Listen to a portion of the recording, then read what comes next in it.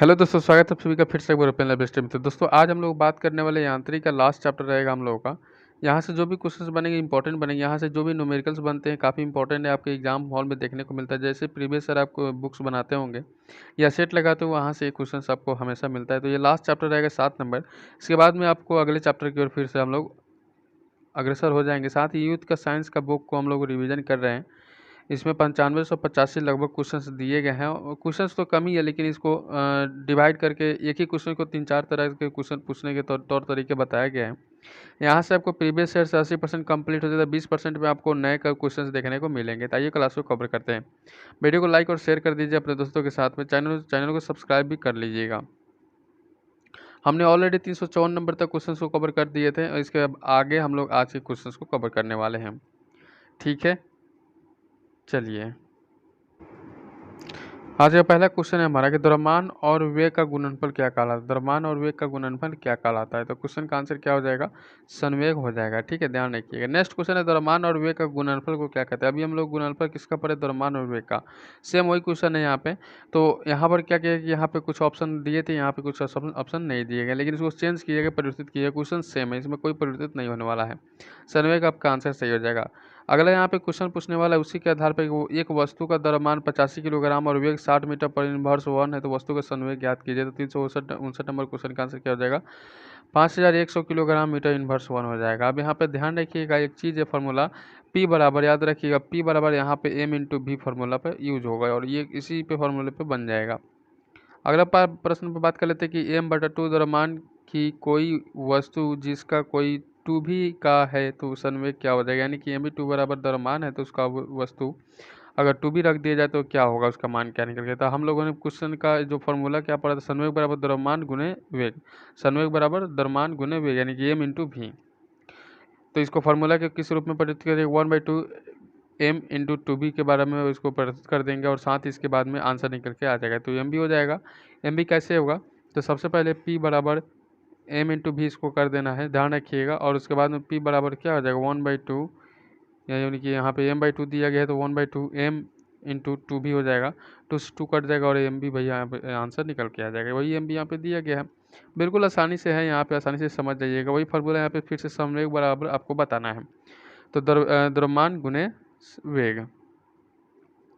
अगला प्रश्न है कि 80 किलोग्राम द्रव्यमान वाली एक वस्तु 60 मीटर इनवर्स वेग के साथ में गतिमान है तो वस्तु में उत्पन्न संवेग कितना होगा। तो वस्तु में उत्पन्न संवेग की मात्रा बताना है, तो आपको 4800 किलोग्राम मीटर इनवर्स 1 हो जाएगा। फार्मूला वही रहेगा, संवेग बराबर द्रव्यमान इंटू वेग। ठीक है, द्रव्यमान को m से और यहाँ पे वेग को v से सूचित किया जाता है। अगला प्रश्न सेम उसी पे बनेगा। क्वेश्चन हमारा है कि 50 किलोग्राम द्रव्यमान की एक वस्तु में 6 मीटर इनवर्स 1 के नियत गतिमान से वस्तु का संवेग ज्ञान करना है। तो इस क्वेश्चन का आंसर क्या निकल कर आ जाता है? तो आप कहिएगा 300 किलोग्राम मीटर इनवर्स 1 हमारा सही हो जाता है। नेक्स्ट क्वेश्चन रहेगा हमारा। अगला प्रश्न आपको बोर्ड पे कि गतिमान वस्तु का संवेग कुछ कारकों पर निर्भर करता है, निम्नलिखित में से कौन सा कथन सबसे उपयुक्त है। तो इस क्वेश्चन का आंसर क्या हो जाता है? क्वेश्चन का आंसर गतिमान वस्तु का वेग उसके द्रव्यमान और वेग पर निर्भर करता है। लीजिए अगला प्रश्न देखते हैं। यहाँ पे अगला प्रश्न क्या कहा जा रहा है। अगला प्रश्न आपको बोर्ड पर लग चुका है कि किसी सिस्टम में जब दो अप्रत्यास्थ पिंडों के बीच टक्कर होती है तब उसमें क्या होता है। तो भैया उसमें गतिज ऊर्जा परिवर्तित होकर क्या होता है, परंतु संवेग संरक्षित रहता है। क्वेश्चन यहाँ से पूछेगा कि निम्न से समीकरण संवेग का गणना की जाती है। संवेग का गणना से संबंधित यहाँ पे प्रश्न पूछा गया है, तो आप कहिएगा संवेग बराबर द्रव्यमान इंटू वेग। आपका आंसर सही हो जाता है। द्रव्यमान को m से और यहाँ पे वेग को किससे, तो वेग को v से सूचित किया जाता है और संवेग को p से सूचित किया जाता है। ये सारी चीज़ें याद रखिएगा। नेक्स्ट क्वेश्चन रहेगा हमारा कि 20 मीटर इनवर्स 1 के वेग से गति कर रहे 50 किलोग्राम द्रव्यमान वाले एक पिंड का संवेग क्या होगा। तो एक पिंड का संवेग बताना है, तो आप कहिएगा 1000 किलोग्राम मीटर इनवर्स 1 आपका सही हो जाएगा। फॉर्मूला सेम रहेगा, कोई दिक्कत वाली बात नहीं है। यहाँ पे 20 × 50 कर दीजिएगा, आंसर निकल के आ जाएगा। यदि किसी गतिमान पिंड की चाल दुगनी कर दी जाए तो क्या होता है। ऐसे प्रश्न बहुत बार पूछता है और एग्जाम में। तो इस क्वेश्चन का आंसर क्या निकल गया जाएगा, इसका संवेग दुगुना हो जाता है। अगला प्रश्न में बात कर लेते हैं। अगला प्रश्न कहा जा रहा है कि एक टकराव में हमेशा किसकी बचत होती है। तो भाई साहब इस क्वेश्चन का आंसर क्या निकल गया, संवेग का। चैप्टर ही हम लोग इस प्रकार से कर रहे हैं कि ताकि सारा चीज़ इसमें कवर हो जाए। अगला बात कर लेते हैं फिर से कि किसी पिंड ए जिसका द्रव्यमान 2 किलोग्राम और पिंड जिसका बी जिसका द्रव्यमान 3 किलोग्राम है तो एक दूसरे की ओर क्रमशः 4 मीटर से पर सेकेंड और 2 मीटर पर सेकेंड के वेग से बढ़ रहे हैं तो एक दूसरे से टक्कर के समय प्रत्यास्थ संघट्ट होगा। तो इस क्वेश्चन का आंसर क्या हो जाता है? इस क्वेश्चन का आंसर हो जाएगा विपरीत दिशा में। किस दिशा में? विपरीत दिशा में। प्रश्न क्या गया? किसी वस्तु का संवेग किस पर निर्भर करता है? किसी वस्तु का संवेग किस पर निर्भर करता है? किसी वस्तु का संवेग हमारा हमेशा द्रव्यमान और वेग दोनों पर निर्भर करता है। लीजिए अगला प्रश्न पे कार्य करते हैं कि अगला प्रश्न कहा जा रहा है कि संवेग को किसके गुणनफल के रूप में व्यक्त किया जाता है? संवेग को किसके गुणनफल के रूप में व्यक्त किया जाता है? तो संवेग को किसके गुणनफल के रूप में व्यक्त किया जाता है? तो आप कहिएगा द्रव्यमान और वेग के। अगला है रैखिक संवेग किसके बराबर होता है? रैखिक संवेग किसके बराबर होता है? तो रैखिक संवेग हमें द्रव्यमान और वेग द्रव्यमान इंटू वेग के बराबर हो जाता है। नेक्स्ट क्वेश्चन है कि 200 ग्राम द्रव्यमान वाली एक वस्तु का उसकी 10 जूल गतिज ऊर्जा के साथ संवेग होगा तो 374 नंबर क्वेश्चन का आंसर हो जाता है 2 किलोग्राम पर सेकंड हमारा सही हो जाता है। नेक्स्ट क्वेश्चन क्या आएगा हमारा कि यदि संवेग p और वेग भी दिया हो तो द्रव्यमान m ज्ञात करने के लिए प्रयुक्त सूत्र क्या होगा? तो 375 नंबर क्वेश्चन का आंसर p/v आपका सही हो जाता है। नेक्स्ट क्वेश्चन क्या आएगा हमारा अगला प्रश्न, यदि वेग दोगुना कर दिया जाए तो क्या होता है? वेग दोगुना कर दिया जाए तो क्या होता है? वेग दोगुना कर दिया जाए तो संवेग दोगुना और गतिज ऊर्जा चरगुना हो जाएगी। ये क्वेश्चन आपको रट जाना है, ये क्वेश्चन आपको रट जाना है। नेक्स्ट क्वेश्चन करते हैं यहाँ पे। अगला प्रश्न एक और पूछेगा कि आपको वेग को दोगुना कर दिया जाए तो क्या होता है? वेग को दोगुना कर दिया जाए तो हमारा क्या होगा? दोगुना और गतिज ऊर्जा चरगुना हो जाएगी। ये क्वेश्चन को रट जाना है, ये बार बार पूछता है। अगला है कि 10 किलोग्राम द्रव्यमान वाली एक वस्तु 2 मीटर सेकेंड इनवर्स 1 वेग के साथ गतिमान होता है तो वस्तु में निहित संवेग कितना होगा?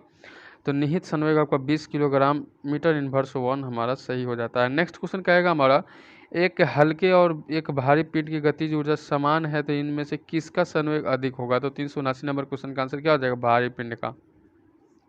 लीजिए अगला प्रश्न पे चलते हैं। अगला प्रश्न क्या कहा जा रहा है? अगला प्रश्न संवेग संरक्षण के नियम से संबंधित यहाँ पे रहेगा। तो क्वेश्चन हमारा रहेगा किसी पिंड का उड़ान भरना द्वारा समझा जा सकता है। तो ध्यान रखिएगा क्वेश्चन क्या कर रहा है। तो क्वेश्चन कर रहा है कि किसी पिंड के द्वारा जो किसी रॉकेट का उड़ान जब भरा जाता है तो वहाँ पे संवेग संरक्षण का नियम होता है।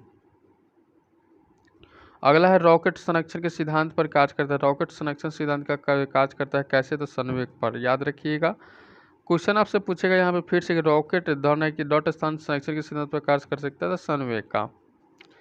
याद रखिएगा अगला प्रश्न कहेगा कि निम्न में से किस सिद्धांत के अनुसार कोई रॉकेट अंतरिक्ष में कार्य करता है? कोई रॉकेट कहाँ काम करता है? तो अंतरिक्ष में काम करता है। किस पे? तो संवेग संरक्षण के सिद्धांत पर। संवेग संरक्षण के सिद्धांत पर। नेक्स्ट है कि एक सेल के विस्फोट के बाद कई टुकड़े अलग अलग दिशाओं में उड़ जाते हैं, इस स्थिति में क्या संरक्षित रहता है?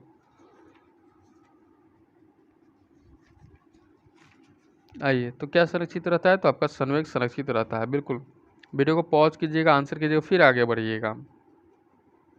अगला है 2 किलोग्राम की एक पिस्तौल से 150 मीटर इनवर्स 1 वेग के साथ एक 30 ग्राम की गोली क्षैतिज रूप से चलाई जाती है तो पिस्तौल की प्रतिचित वेग कितना होगा? तो इस क्वेश्चन का आंसर निकल के -2.25 मीटर इनवर्स।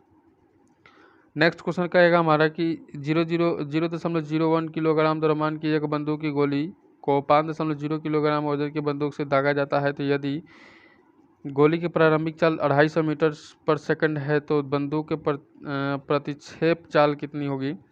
तो प्रतिक्षेप चाल हमारा हो जाएगा -0.50 मीटर पर सेकंड। ठीक है, उसी पर आधारित फिर से क्वेश्चन आएगा एक और कि एक 2 किलोग्राम की 5 मीटर सेकंड वाली गेंद के वेग चलती है तो किसी स्थिर 4 किलोग्राम वाली गेंद से टकराती है तो टक्कर के बाद दोनों गेंदों का वेग क्या हो जाएगा? दोनों गेंदों का क्या आ जाएगा? वेग पूछा गया है तो आप कहिएगा 1.66 और 3.33। ज़्यादातर मान आपको याद करने में भलाई है, मैं जो बताऊंगा उसको याद कर जाना है। ठीक है, इंपॉर्टेंट उसको मानकर, ताकि दिक्कत परेशानी ना आए। नेक्स्ट क्वेश्चन क्या आएगा हमारा कि 3 किलोग्राम की एक पिस्तौल में 150 मीटर इनवर्स के वेग से 20 केजी की एक गोली क्षैतिज रूप से चलाई जाती है तो पिस्तौल के प्रतिघाती वेग कितना होगा? प्रतिघाती वेग कितना होगा? प्रतिघाती वेग कितना होगा? तो आप कहिएगा -1.0 मीटर सेकेंड इनवर्स 1। ठीक है, चलिए नेक्स्ट प्रश्न, अगला प्रश्न का कवर करने का प्रयास करते हैं कि 10 मीटर सेकंड से गतिमान एक 2000 किलोग्राम का ट्रक ट्रैफिक लाइट पर खड़ी एक कार से टकराता है, तो टकराव के बाद दोनों एक साथ 8 मीटर सेकंड की गति से चलते हैं, तो कार का द्रव्यमान क्या होगा। 8.9 क्वेश्चन नंबर क्वेश्चन का आंसर क्या हो जाता है, तो आपका आंसर निकल के आ जाता है यहाँ पे 500 किलोग्राम। लीजिए नेक्स्ट क्वेश्चन क्या आएगा कि 3 kg की पिस्तौल से 150 मीटर इनवर्स वेग के साथ 30 ग्राम की गोली क्षैतिज रूप से चलाई जाती है, तो पिस्तौल के प्रतिघाती वेग कितना होगा।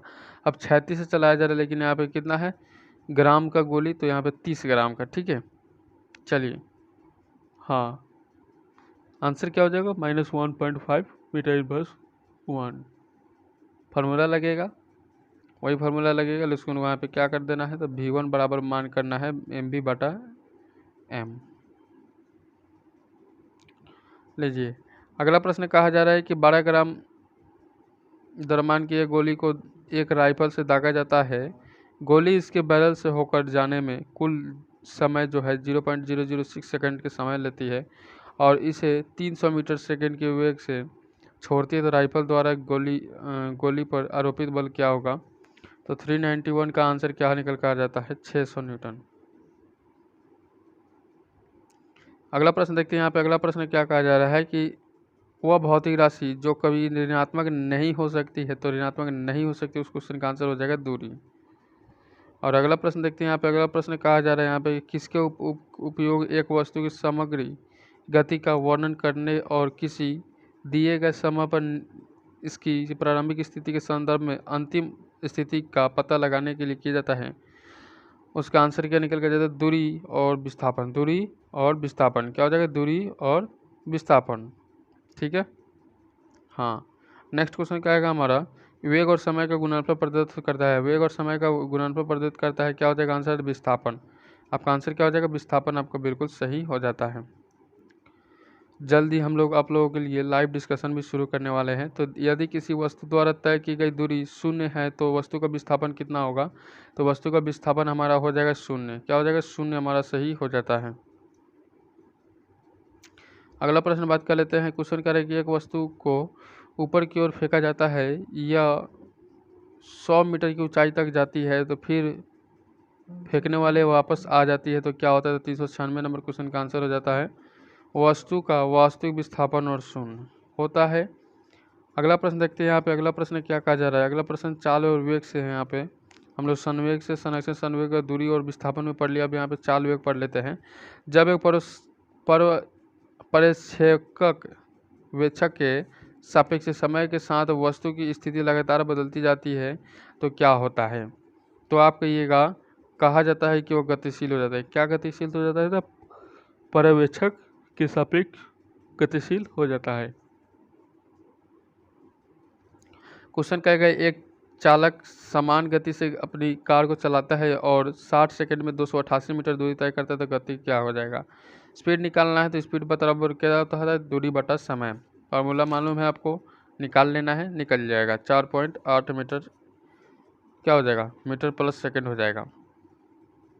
लीजिए अगला प्रश्न देख लेते हैं। अगला प्रश्न इसी पर आधारित है यहाँ पे कि छिरन 90 मीटर लंबे पुल में तैरती है एक छोर से दूसरे छोर तक और फिर वो वापस वहाँ से चली आती है, तो उसे सीधे पथ पर तैरकर वह 2 बार 360 मीटर की दूरी तय करती है, तो किरण का औसत वेग क्या होगा। औसत वेग बताना है, तो 0 मीटर सेकेंड इनवर्स। अगला है किसी वस्तु का त्वरण इसके किसमें प्रति इकाई समय में हुआ परिवर्तन होता है, तो इस क्वेश्चन का आंसर क्या हो जाता है वेग हमारा सही हो जाता है। आइए अगले क्वेश्चन की ओर चलते हैं कि फ्रेम के संदर्भ में जो समय का फंक्शन है एक वस्तु की स्थिति में परिवर्तन की दर क्या होती है, उसे क्या कहा जाता है। तो इस क्वेश्चन का आंसर निकल के जाता है वेग कहते हैं उसको। क्या कहते हैं, वेग कहते हैं। चलिए अगला है समय के साथ किसी वस्तु का वेग दिखाने वाले ग्राफ को क्या कहते हैं। वेग समय ग्राफ। क्या कहते हैं, वेग समय ग्राफ। याद रखिए क्वेश्चन पूछा हुआ है औसत चाल और औसत वेग वस्तु की गति की दर्शाता है, क्या हो जाएगा आंसर। तो पिछला बार यह क्वेश्चन पूछा हुआ है, क्या हो जाएगा आंसर दिए गए समय का अंतराल के दौरान। ठीक है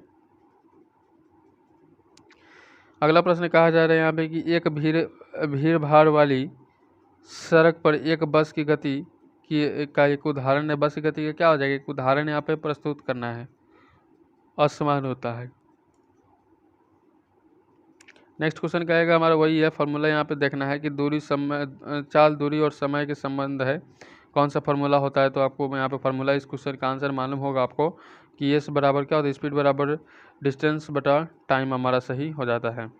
नेक्स्ट क्वेश्चन क्या आएगा कि तत्कालिक वेग और औसत वेग तब बराबर होते हैं जब क्या होता है, तो जब भैया होता है शून्य त्वरण हो जाता है, क्या होता है, शून्य त्वरण हो जाता है। नेक्स्ट क्वेश्चन क्या आएगा हमारा, अगला प्रश्न, विस्थापन के प्रतिवर्तन दर को क्या कहा जाता है। तो विस्थापन के प्रतिवर्तन दर को वेग कहते हैं, क्या कहते हैं, वेग कहते हैं। लीजिए अगला प्रश्न है कि विस्थापन के परिवर्तन की दर को क्या कहते हैं। विस्थापन के परिवर्तन की दर को हम लोग भाई साहब यहाँ पे वेग कहते हैं, ठीक है। अगला प्रश्न देखते हैं यहाँ पे कि विस्थापन के परिवर्तन की दर को क्या कहा जाता है, तो वेग कहते हैं। देखिए क्वेश्चन एक ही है, कितना बार पूछा गया, यही रिपीट आपको एग्जाम हॉल में काम आता है क्योंकि याद हो जाता है। यदि कोई वस्तु समान समय अंतराल में असमान दूरी तय करता, असमान यानी कि अचानक कितना दूरी तय करता है ये क्लियर नहीं है, तो उसको असमान गति ही कहते हैं। नेक्स्ट क्वेश्चन क्या आएगा हमारा कि किसी निर्दिष्ट दिशा में किसी वस्तु की गति को क्या कहा जाता है। किसी वस्तु की गति को हम लोग क्या कहेंगे, वेग कहेंगे, ठीक है, वेग कहेंगे। नेक्स्ट क्वेश्चन क्या आएगा हमारा कि निम्न में से कौन सी मात्रा चाल के साथ इसकी गति निर्दिष्ट करती है। किसके साथ, चाल के साथ इसकी गति निर्दिष्ट करती है, तो वेग हमारा सही हो जाता है। अगला प्रश्न देख लेते हैं यहाँ पे। अगला प्रश्न क्या कहा जा रहा है कि एक निश्चित दिशा में बढ़ रही वस्तु की गति वैज्ञानिक शब्दावली में किस पद के रूप में क्या होता है, किस पद के रूप में जाना जाता है, किस पद के रूप में जाना जाता है। तो आप कहिएगा वेग के रूप में, किस रूप में, वेग के रूप में। नेक्स्ट क्वेश्चन क्या आएगा हमारे, समय के साथ विस्थापन में परिवर्तन की दर को क्या कहा जाता है। तो 414 नंबर क्वेश्चन का आंसर क्या हो जाता है भैया, यहाँ पे वेग हमारा सही हो जाता है। प्रक्षेप्य गति से भी क्वेश्चन पूछा जाता है, ध्यान रखिएगा। किस कोण से फेंके जाने पर कोई वस्तु सर्वाधिक दूरी तक प्रक्षेपित करता है। तो ऐसे प्रश्न आपको जाते हैं क्रिकेट से संबंधित पूछा जाएगा और कहा जाएगा कि यह किसी बल्लेबाज ने अगर छक्का मारता है तो कितने डिग्री के डिस्टेंस बनाकर यहाँ पर छक्का मारेगा। तो ऐसे प्रश्न आपसे पूछे जाएगा, चौका, दूगी, तिगी या बाउंड्री कैसे, मतलब लेफ्ट में, राइट में, मध्य विकेट पे कैसे किया जाता है, ये चीज़ आपसे पूछा जाता है। तो आपका इसका आंसर क्या हो जाता है, 45 डिग्री। अगला प्रश्न यहाँ पर रहेगा कि किसी प्रक्षेप का प्रक्षेपवक्र या पथ होता है। तो इस क्वेश्चन का आंसर क्या निकल के आ जाएगा, परलय। परलय हमारा सही हो जाता है। नेक्स्ट क्वेश्चन क्या आएगा हमारा, वेग में परिवर्तन लगने वाला समय क्या होता है। वेग में परिवर्तन लगने वाला समय को हम लोग त्वरण कहते हैं, क्या कहते हैं, त्वरण कहते हैं। लीजिए अगला प्रश्न कहा जा रहा है, यदि 5 सेकंड में किसी कार का वेग 5 मीटर प्रति सेकंड से बढ़कर 10 मीटर प्रति सेकंड हो जाता है, तो उसका त्वरण क्या होगा। तो उसका त्वरण क्या हो जाएगा, ध्यान रखिएगा। तो उसका त्वरण हम लोग करेंगे 1 मीटर प्रति सेकंड वर्ग में हो जाएगा। अगला देखिए यहाँ पे अगला क्वेश्चन क्या कहा जा रहा है। अगला क्वेश्चन आपके लिए काफ़ी संपूर्ण क्वेश्चन, काफ़ी बेहतरीन क्वेश्चन यहाँ पे पूछा गया। क्वेश्चन क्या रहा है हमारा कि यहाँ पर ध्यान रखिएगा, M1 किलोग्राम द्रव्यमान वाले एक लकड़ी के तख्ते पर 5 न्यूटन बल लगने पर यह 10 मीटर इनवर्स 1 के त्वरण को आगे बढ़ाकर M2 किलोग्राम द्रव्यमान वाले एक अन्य तख्त को समान बल लागू होने पर 20 मीटर सेकेंड इनवर्स 2 के त्वरण से आगे बढ़ता है। यदि दोनों तख्तों की एक दूसरे के साथ बांध दिया जाए तो उन पर समान बल लगाए जाए तो त्वरण कितना होगा। बल भी उनको पे क्या कहा जा रहा है, समान लगाया जा रहा है। तो आप क्या कहिएगा, 6.67 मीटर इनवर्स 1 2 हो जाएगा। नेक्स्ट क्वेश्चन करते हैं यहाँ पे। अगला प्रश्न आपको बोर्ड पर लग चुका है, क्वेश्चन को ध्यान दीजिएगा। क्वेश्चन कह रहा है हमारा, क्वेश्चन कह रहा है हमारा कि जब 21 न्यूटन की एक बल को 3 किलोग्राम द्रव्यमान वाली वस्तु पर लगाया जाता है तो उत्पन्न त्वरण कितना होगा। उत्पन्न त्वरण हमारा 7 मीटर इनवर्स 2 हो जाएगा। नेक्स्ट है वेग में परिवर्तन की दर को क्या कहते हैं। वेग में परिवर्तन की दर को हम लोग क्या कहते हैं, ऊपर पढ़ा है हम लोग, त्वरण कहते हैं। लीजिए अगला प्रश्न कीजिएगा, कह रहा है कि यदि 50 किलोग्राम द्रव्यमान की किसी वस्तु पर 20 न्यूटन लगाया जाता है तो त्वरण कितना होगा। तो त्वरण कितना होगा, तो त्वरण हमारा हो जाएगा 20 मीटर पर सेकेंड स्क्वायर।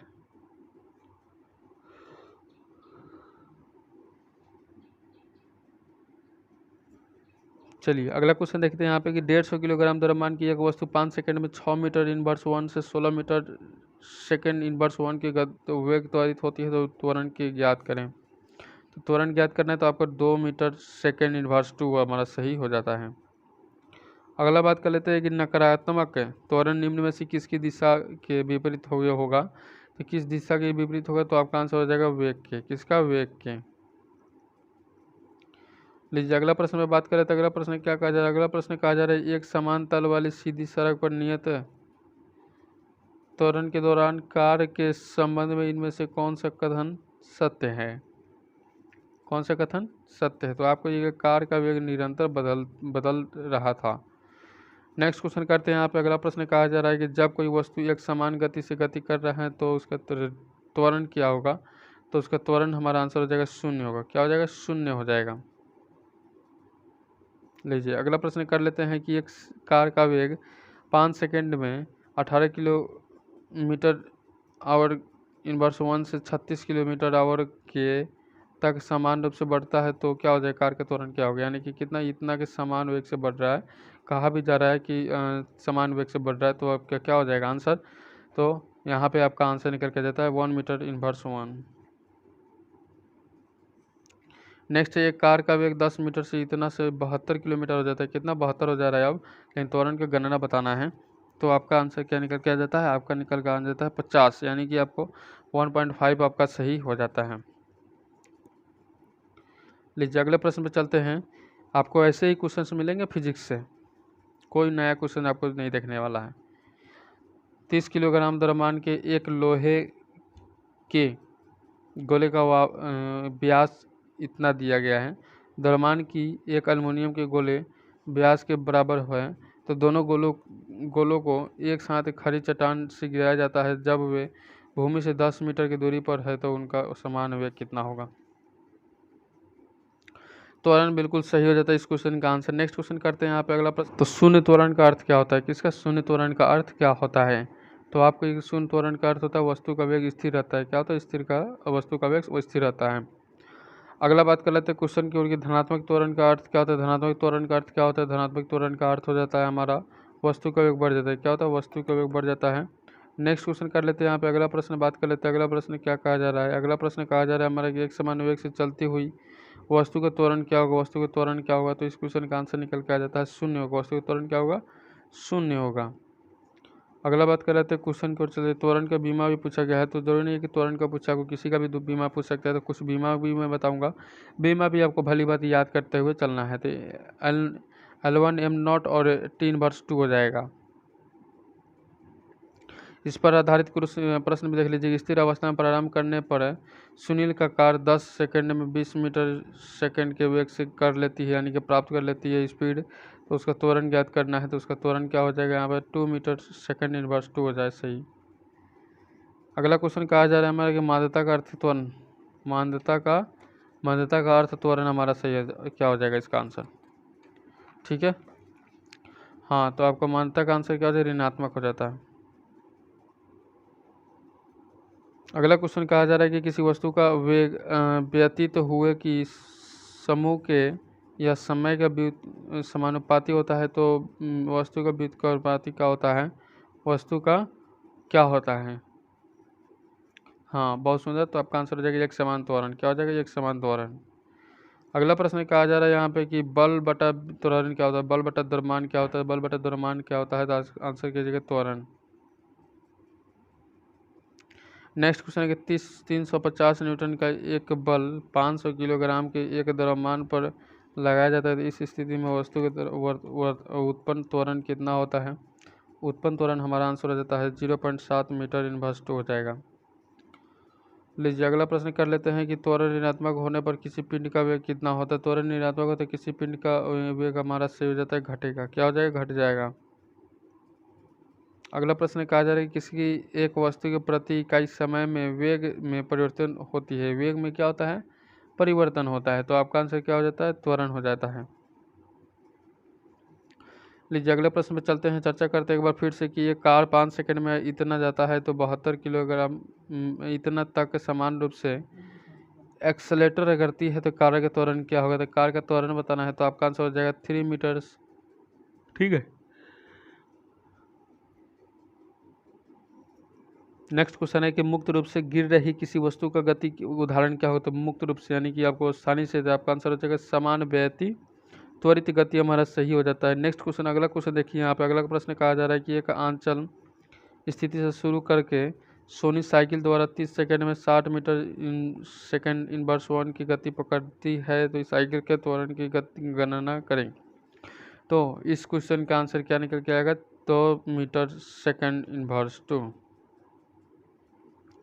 क्वेश्चन फिर पूछेगा आपसे कि वे एक समय ग्राफ पर रेखा का ढलान क्या कहलाता है? रेखा का क्या हो जाता है? ढलान क्या कहलाता है? तो आपका ये त्वरण कहलाता है। क्या कहलाता है मेरे भाई? त्वरण कहलाता है। अगला प्रश्न है कि मान्यता का अर्थ क्या होता है? हमने ऊपर पढ़ा था मान्यता का अर्थ क्या होता है, तो आपका आंसर हो जाएगा घटती हुई चाल। लीजिए अगला प्रश्न देखिए, यहाँ पे अगला प्रश्न आपके लिए पूछा गया है किससे? हाँ बिल्कुल, रेखीय गति के समीकरण से। स्थिर अवस्था से शुरू होने के बाद एक नाव एक सीधी रेखा में नियत दर के स्पीड से चल रहा है, त्वरण 8 सेकंड तक है। तो इस समय दौरान नाव द्वारा तय की गई कुल दूरी क्या होगा? नाव द्वारा क्या होगा? तय की गई कुल दूरी पूछा गया है। तो आपको ये भैया यहाँ पे 96 मीटर। इसका फार्मूला क्या होता है? तो हमने फार्मूला पहले बता दें, एस बराबर यू टी, एस बराबर यू टी। क्वेश्चन याद रखिए, फार्मूला याद रखिएगा, यहाँ पे मैं लिख देता हूँ, एस बराबर यू टी प्लस 1/80²। ठीक है, हाँ। नेक्स्ट निम्नलिखित में से कौन सा समीकरण वेग समय संबंधित करता है? वेग समय संबंधित करता है, वेग समय संबंधित करता है, तो यू भी बराबर यू प्लस 80 हमारा सही हो जाता है।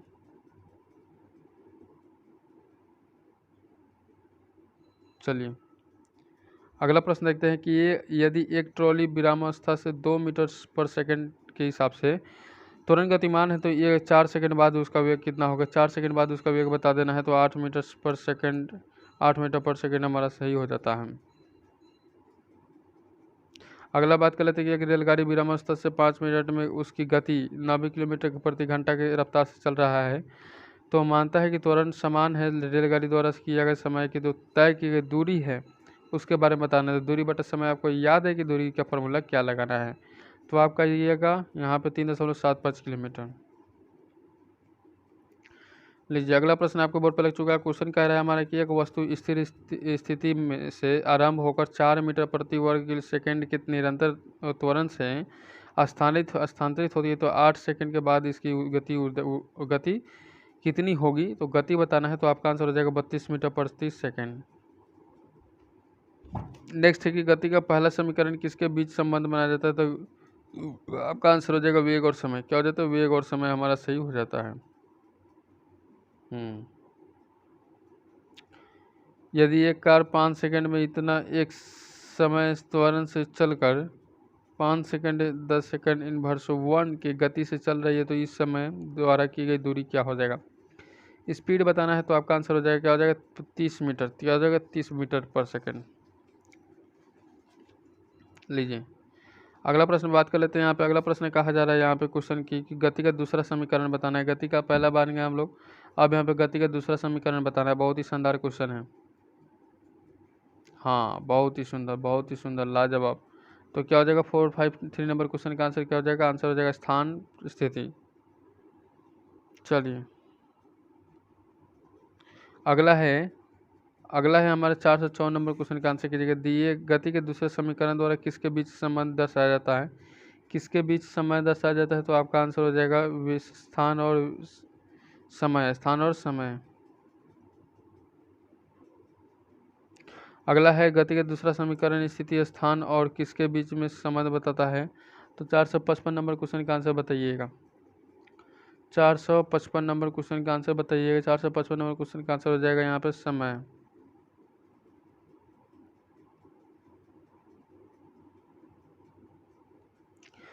गति के निम्नलिखित समीकरण में से कौन सा एक पिंड द्वारा क्या होता है? सीधे यात्रा की गई दूरी या विस्थापन को निर्धारित करने के लिए इस्तेमाल किया जाता है, निर्धारित करने के लिए इस्तेमाल किया जाता है? तो आपका आंसर क्या हो जाता है? तो 456 नंबर क्वेश्चन का आंसर करने का प्रयास कीजिएगा। आंसर कर दीजिएगा हमारा एस बराबर यू टी प्लस 80²/2।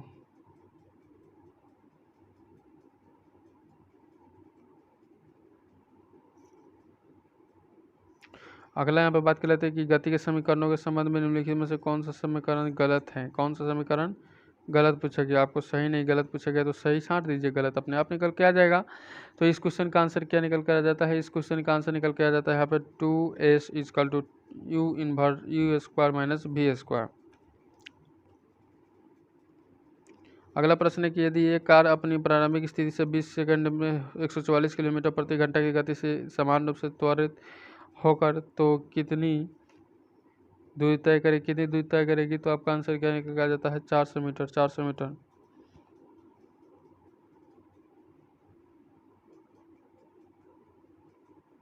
चलिए अगला देख लेते हैं कि एक बस विश्राम अवस्था से चलना शुरू करती है और नियत त्वरण से एक पहाड़ी से उतरती है। यदि 10 सेकंड में 200 मीटर की दूरी तय करती है तो आपको इसका त्वरण ज्ञात कीजिएगा। तो यहाँ पे 59 नंबर क्वेश्चन का आंसर क्या निकल गया, 59 नंबर क्वेश्चन का आंसर 4 मीटर पर सेकेंड स्क्वायर। ठीक है, चलिए फिजिक्स में ज़्यादातर यहाँ पे न्यूमेरिकल दिए गए हैं क्योंकि यहाँ पे 3 क्वेश्चन न्यूमेरिकल संबंधित रहने वाला है इस प्रकार से, और आप बना लीजिएगा। फार्मूला बस याद रहना चाहिए। तो 1 किलोग्राम के द्रव्यमान वाली एक वस्तु पूर्व की ओर 2 मीटर पर सेकंड के एक समान वेग के साथ गतिमान है, यानी कि चल रहे हैं, तो इस पर उत्तर की ओर 1.5 न्यूटन का बल लगाया जाता है। तो 2 सेकंड के बाद विस्थापन का मान क्या होगा, तो अब यहाँ पे क्या लगाना है, आपको पता है विस्थापन जैसा फार्मूला लगाना है। विस्थापन क्या हो जाता है, सबसे पहले हम लोग फार्मूला बताए थे F बराबर m इंटू ए, मालूम है, याद है, इसी पे बैठा देना है। उसके बाद में विस्थापन का एक और फार्मूला यूज बताइएगा, ut प्लस 1/2 AT स्क्वायर, इस पर बैठा दीजिएगा इसके मान पर इसको, तो आपका आंसर निकल के आ जाएगा फटाफट। अगला है कि निम्न में से कौन सा स्थिति समान संबंध का संबंधित है, तो 461 नंबर क्वेश्चन का आंसर क्या हो जाता है, एस बराबर ut प्लस 1/2 AT स्क्वायर आपका सही हो जाता है। नेक्स्ट क्वेश्चन क्या है कि एक वस्तु अपनी स्थिर अवस्था से चलना आरंभ करती है या 2 सेकंड में 5 मीटर सेकंड की गति करता है, तो इसका त्वरण वेग कितना होगा भैया, तो आपका देखो 2.5 मीटर पर सेकंड स्क्वायर।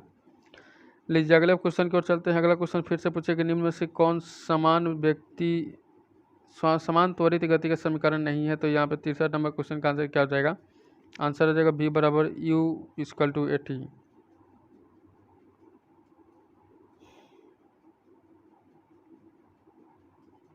अगला है एक बच्चे के हाथ में 1/4 किलोग्राम की एक गेंद है, वह इसे ऊर्ध्वाधर रूप से ऊपर की ओर फेंकता है, उसका हाथ ऊपर की ओर 10 मीटर ऊंचाई तक जाता है, तो उसके हाथों से गेंद 2 मीटर सेकंड के ऊपर वेग से निकल जाती है, तो बच्चे द्वारा गेंद फेंकने के लिए लगाए गए स्थिर बल का मान क्या होगा, यानी कि यहाँ पे क्या लगाना है, यहाँ पर क्या लगाना है भाई साहब, तो यहाँ पे बल लगाना है, आप 5 न्यूटन कर दीजिएगा, ये बराबर है में फॉर्मूला लगाइए, आंसर बन जाएगा। नेक्स्ट निम्नलिखित में से कौन सा समीकरण स्थिति वेग का समय दर्शाता है, तो 465 नंबर क्वेश्चन का आंसर क्या हो जाएगा, आंसर हो जाएगा 2as स्क्वायर इजकल टू भी स्क्वायर माइनस यू स्क्वायर। इस फॉर्मूला को याद रखिएगा, आगे काम देगा, मैं फिर से पूछूंगा।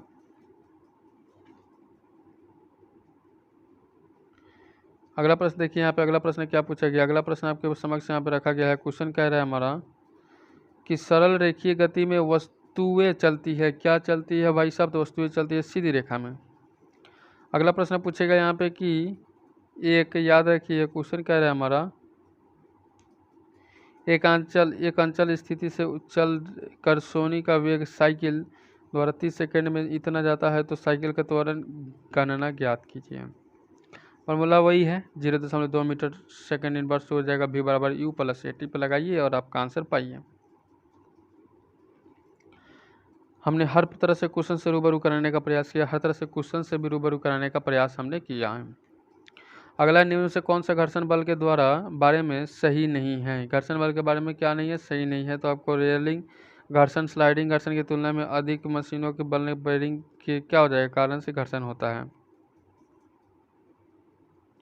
अगला बात कर लेते हैं क्वेश्चन की ओर, ब्रेक लगने पर एक कार मुख्यतः किस रूप में बल का कारण रुक जाता है, तो 669 नंबर क्वेश्चन का आंसर हो जाएगा घर्षण। ठीक है, नेक्स्ट क्वेश्चन क्या आएगा हमारा, यदि किसी गतिमान वस्तु पर कोई बल आरोपित नहीं है तो यह किसके कारण रुक जाती है, तो यह किसके कारण से रुक जाती है, तो भैया यह घर्षण के कारण से रुक जाती है। अगला प्रश्न कर लेते हैं कि निम्नलिखित में से कौन सी घटना घर्षण के बिना मुश्किल होता है, घर्षण के बिना क्या होता है, मुश्किल होता है घटना, घर्षण होगा तभी वो घटना होगा, नहीं तो नहीं होगा, तो आपका आंसर क्या हो जाएगा, एक गिलास को पकड़ना, एक गिलास को क्या हो जाएगा पकड़ना। नेक्स्ट है कि दो सतहों के बीच की सतह के अनियमित प्रतिक्रिया के परिणाम स्वरूप होता है, तो इस क्वेश्चन का आंसर निकल के आ जाएगा घर्षण। लीजिए अगला प्रश्न पे कवर करने का प्रयास करेंगे कि घर्षण बल का कार्य होता है। घर्षण क्या होता है? बल का कार्य होता है। 473 नंबर क्वेश्चन का आंसर क्या हो जाएगा? बल की दिशा विपरीत होती है। लीजिए अगले प्रश्न में बात कर लेते हैं। क्वेश्चन कह रहा है कि एक साइकिल स्थिर त्वरण से चलायमान है, पीछे की पहिए पर घर्षण बल क्या होता है? तो घर्षण बल हमारा पश्चिम दिशा हो जाता है। क्या हो जाएगा? पश्चिम दिशा हो जाता है। नेक्स्ट है कि कार के ब्रेकिंग पैड में डॉट स्थान के गुण का उपयोग किया जाता है। तो याद रखिएगा भाई साहब, यहाँ पे घर्षण का नकारात्मक प्रभाव होता है। क्या होता है? घर्षण का नकारात्मक प्रभाव होता है। अगला बात कर लेते हैं घर्षण द्वारा किए गए कार्य का क्या होता है। घर्षण द्वारा किए गए कार्य का मान क्या हो जाता है? तो घर्षण द्वारा किए गए कार्य का मान हमारा क्या निकल के आ जाता है? तो 476 नंबर क्वेश्चन का आंसर हो जाता है ऋणात्मक। क्या हो जाता है? ऋणात्मक हमारा सही हो जाता है। लीजिए अगला प्रश्न बात कर लेते हैं घर्षण द्वारा किया गया कार्य क्या होता है। घर्षण द्वारा किया गया कार्य क्या होता है? तो घर्षण द्वारा किया गया कार्य हमारा केवल बड़े घर्षणों बलों के धनात्मक हो जाता है। नेक्स्ट है घर्षण द्वारा किए गए कार्य का क्षय नहीं होता है, बल्कि इसका ऊर्जा का क्या होता है? ऊर्जा का क्या होता है? तो आपका ये तापीय ऊर्जा का क्या होता है? परिवर्तित हो जाता है, चेंज किया जाता है। आवर्त सारणी से एक क्वेश्चन आपको 100% रहेंगे, इसमें कोई शक वाली बात नहीं है। 2 से 3 क्वेश्चन रह सकते हैं, लेकिन यहाँ पे 1 से 2 क्वेश्चन श्योर एंड श्योर हर एक एग्जामों में रहता ही रहेगा। तो 479 नंबर क्वेश्चन का आंसर क्या निकल कर आ जाएगा? क्वेश्चन कर रहा है पेंडुलम लयबद्ध दोलक हार्मोनिक ऑसिलेटर की तरह काम करता है, अतः इसमें से क्या प्रयोग किया जाता है? तो आप कहिएगा इसमें दादाजी की घड़ी। अगला देख लेते हैं। क्वेश्चन कहा जा रहा है कि जब कार एक मोड़ लेती है तो वो कौन सा बल है जो कि हमारे बाहर की ओर धक्का देता है? तो भाई साहब बाहर से ओर धक्का देने वाला अपकेंद्री बल हो जाता है। नेक्स्ट क्वेश्चन कहेगा हमारा कि डेयरी में प्रयोग किए जाने वाले दूध से क्रीम अलग हो जाता है, इस प्रक्रिया को क्या कहते हैं?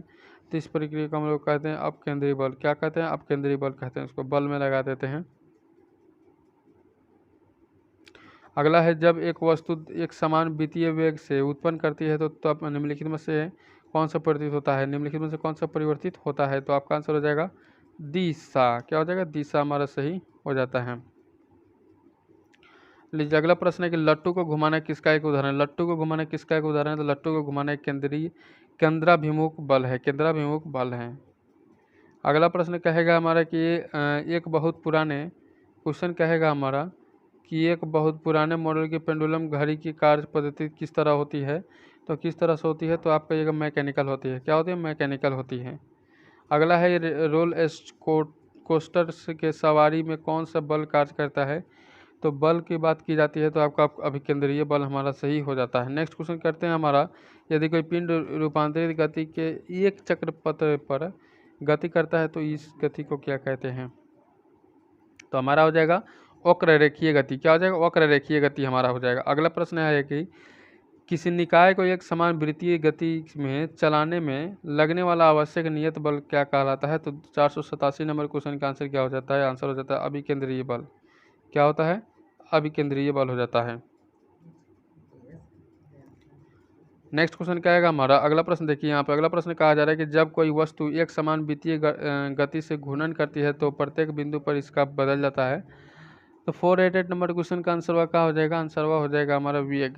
वेग हो जाएगा, वेग। नेक्स्ट क्या है कि यदि एक साधारण लोलक पेंडुलम की लंबाई बढ़ा दी जाए तो इसका आवर्तकाल क्या होगा? तो 489 नंबर क्वेश्चन का आंसर क्या हो जाएगा? 489 नंबर क्वेश्चन का आंसर हो जाएगा बढ़ेगा। क्या हो जाएगा? बढ़ेगा। इसका एक फार्मूला याद कर लीजिए, फार्मूला मैं लिखा देता हूँ यहाँ पे, फार्मूला लिख लीजिए। टी बराबर कहेगा आवर्तकाल, टी बराबर कहेगा 2 पाई, ठीक है, रूट अंडर एल स्क्वायर बटा, सॉरी एल स्क्वायर नहीं होगा, एल स्क्वायर नहीं होगा, एल बटा जी हो जाएगा। ठीक है, बहुत सुंदर। नेक्स्ट है कि दोलक के लिए निम्नलिखित में से कौन सा सही नहीं है? दोलक के लिए निम्नलिखित में से कौन सा सही नहीं है? तो संकेत अर्ध स्क्वायर वेग हो सकते हैं, ये चीज़ सही है नहीं है। अगला प्रश्न है कि एक वृत्ताकार पथ में स्थिर गति वाले पिंड की गति को क्या कहा जाता है? 491 नंबर क्वेश्चन का आंसर निकल के आ जाता है समान वृत्तीय गति, समान वृत्तीय गति हमारा सही हो जाता है। नेक्स्ट क्वेश्चन क्या आएगा, जब कोई वस्तु वृत्तीय पथ पर गति करती है तो घूर्णन करती है तो हुई वस्तु पर केंद्र की ओर लगने वाला बल क्या कहलाता है? तो केंद्र की ओर लगने वाला बल को हम लोग अभिकेंद्रीय बल कहते हैं। और याद रखिएगा अगला प्रश्न आपसे के लिए इंपॉर्टेंट है। क्वेश्चन क्या आएगा हमारा, किसी दोलक द्वारा एक आयाम पूरा करने में किया गया समय क्या कहलाता है? तो किसी दोलन की बात की जाती है तो आपका आवर्तकाल सही हो जाता है। ये क्वेश्चन पूछा हुआ है, इंपॉर्टेंट क्वेश्चन है। कह रहा है कि किसी सैटेलाइट पर पृथ्वी के बीच आकर्षण का गुरुत्वाकर्षण बल के तेजी से प्रदान करता है, उसका आंसर क्या हो जाता है? अभिकेंद्रीय बल हमारा सही हो जाता है। नेक्स्ट, झूले पर बैठे लड़के की गति क्या होती है? झूले पर बैठे लड़के की गति हमारा आंसर हो जाता है आवर्ती। ठीक है, आवर्ती हो जाता है। तो इस तरह से जो भी इंपॉर्टेंट क्वेश्चंस थे यहाँ पे वो सारे यांत्रिक से संबंधित क्वेश्चंस कवर हो गए। अगले क्वेश्चन अगले चैप्टर में हम लोग गुरुत्वाकर्षण से शुरू करेंगे और इसको फिजिक्स के अगले चैप्टर की ओर अग्रसर हो जाएंगे। ठीक है, तो चैनल पर नए चैनल सब्सक्राइब बेल आइकन को प्रेस कर लीजिए। मन में सवाल है तो कमेंट कर सकते हैं, वीडियो को शेयर नहीं किया तो अपने दोस्तों को शेयर कर सकते हो, लाइक की नहीं तो लाइक कर दीजिए, जिससे हम मोटिवेट हो आपके लिए क्वेश्चन अच्छे से बनाने का प्रयास करते हैं। मिलते हैं नेक्स्ट वीडियो में, तब तक गुड बाय, जय हिंद सभी।